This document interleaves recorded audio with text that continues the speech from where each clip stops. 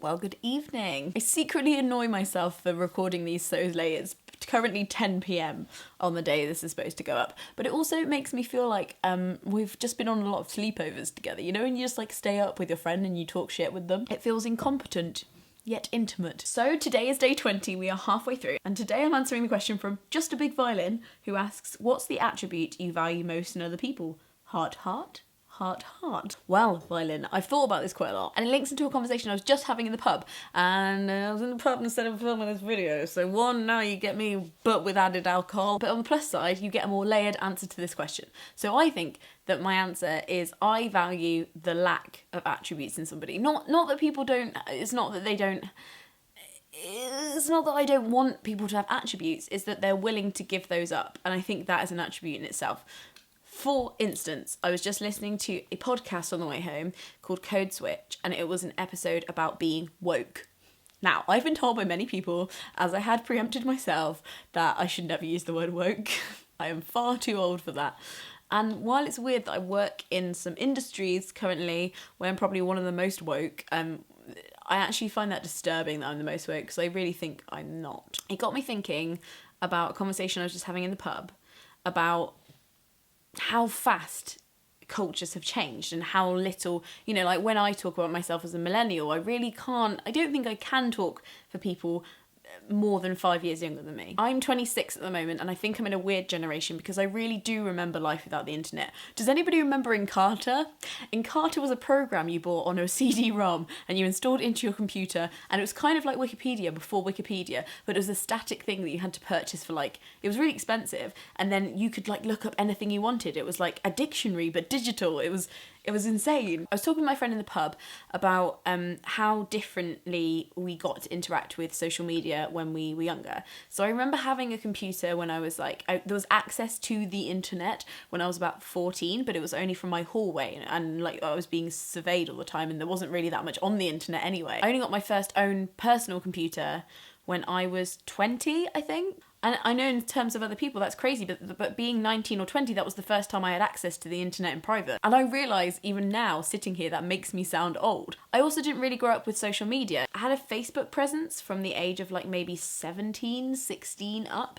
But before that, you had MySpace, and MySpace wasn't this place where there was continuous feed and conversation and things you could get wrong, things you could say wrong. It was more like this sitting representation. And also, if you wanted to cyberbully somebody, you'd have to just email them, or you'd make it your MSN status, which did seem petty. You'd literally have to make your status, I hate Kirsty, and then wait for Kirsty to log on, but also Kirsty wouldn't see it because Kirsty probably hated you too and had deleted you off MSN. It's not only our interactions with the internet that have changed.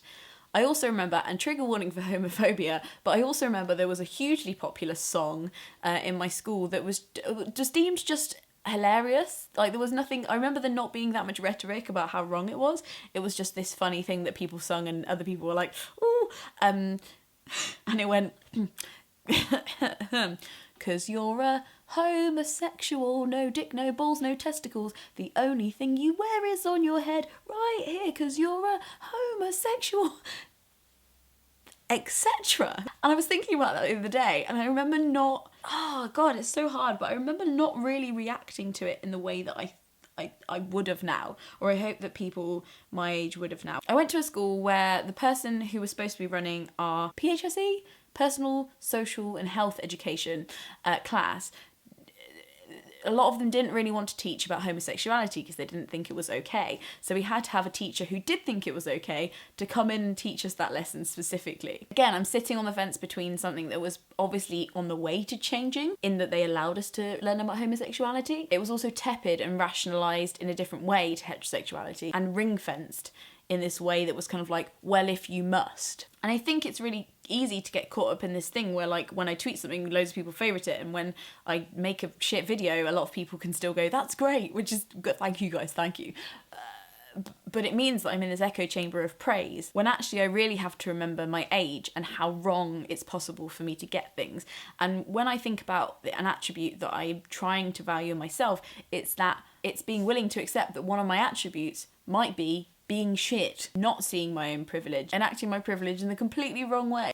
Code Switch was talking about if it's even possible to be a proper ally, or if that is like an impossible task really. It talked about the fact that being an ally isn't a thing. You can't have an identity as an ally. That's not a thing. You're either being an ally in a current moment, it's a verb, it's a doing word, or you're not being an ally. And the thing about this attribute that I value, that is being willing to give up most attributes about yourself, should you be called out on it, is that the attribute that affects my life the most is the one that is most invisible to me, and that is race. However, this podcast is also talking about the fact that it's possible to be a shit ally when you are already in a marginalised group. I can be a shit ally despite being a woman, because I can be a shit ally for people who aren't able-bodied, or people who aren't Caucasian as fuck, like me. But coming from my position as a woman, I know it's the attributes that I find in straight white men that I find most easy to be friends with are the people who are willing to give up attributes of their own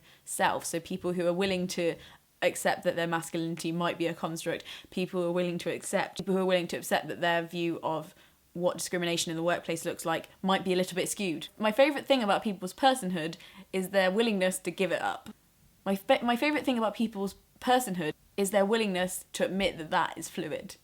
Somebody else on the podcast was talking about how being an ally is a bit of a silly thing, because it's implying that what you're doing is standing with somebody who is at risk. Whereas the real issue, she says, is that you're rather not an ally, but just less of an authority on a shit thing that is happening. And it also made me think about this idea of like protection and running to people's defence. This idea of a lot of white feminists calling out black feminists for not turning up to women's marches about Trump, when the black people's argument is that we've been turning up to these things for quite a while, and when you weren't here, where were you? And thinking about when the alarm bells go off and who we direct those alarm bells at. We shouldn't be like, this person in power is racist and therefore my friends who are perceived to be of. It's more, here is a person in power who has displayed some really shit character traits that sound dangerous and also ill-informed. This event hasn't just shown me that these people are in danger, but it's also shown me the nature and the character of this person, and the nature and the character of this person puts us all at risk. So the focus becomes less on protecting and mollycoddling and cellophane wrapping a group of people, and more about homing in on the person who is doing the attacking. Because discrimination is addictive.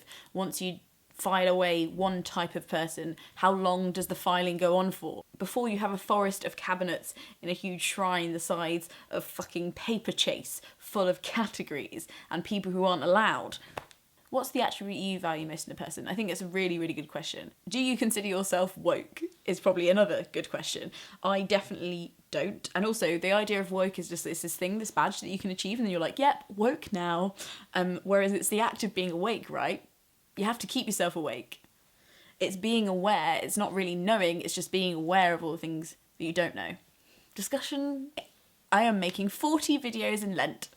Each video is answering one of your questions. If you would like to leave me a question in the comments below, I have 20 more of these to go. Frog Snog out.